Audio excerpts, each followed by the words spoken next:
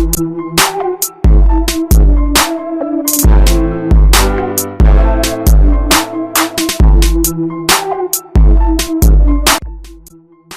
also tried to bat away the Labour leader's other claims. Speaker, the Right Honourable Gentleman asked me 3 questions during that response. Does the deal still have the confidence of the Cabinet? Yes.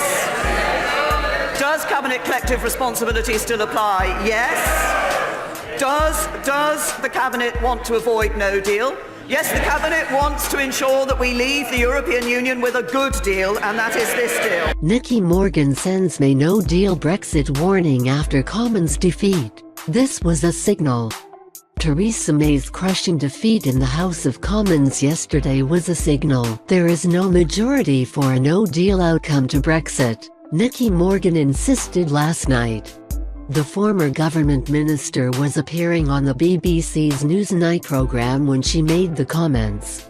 She warned Mrs May of the dangers of no deal, but insisted she still backed the Prime Minister's plan.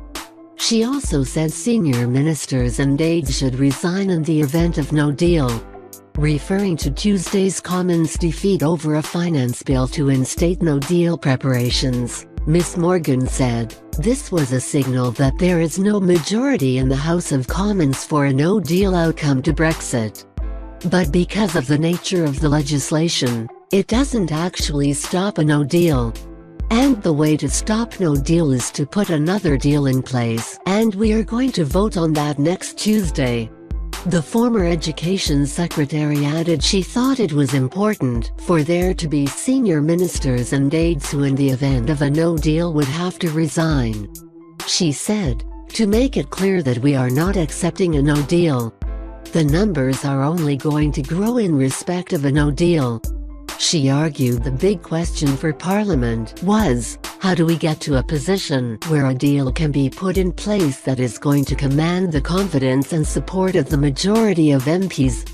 Ms Morgan's remarks came on a day when Theresa May's government suffered a humiliating defeat and a major blow to a potential no-deal Brexit.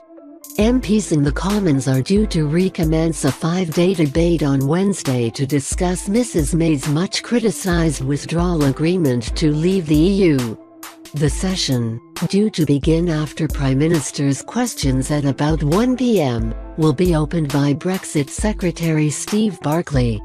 The Prime Minister cancelled the original vote on December 11 in the face of defeat from both Tory and Labour MPs. Former Brexit Minister Cilla Braverman also appeared on Newsnight last night. Ms Braverman said she could not back the plan unless something changed democratically, and many of her colleagues felt the same way. Speaking to the Andrew Marr Show on Sunday, Mrs May said Parliament would be in uncharted territory if her agreement is rejected. However, the Prime Minister conceded she has not ruled out asking MPs to vote more than once.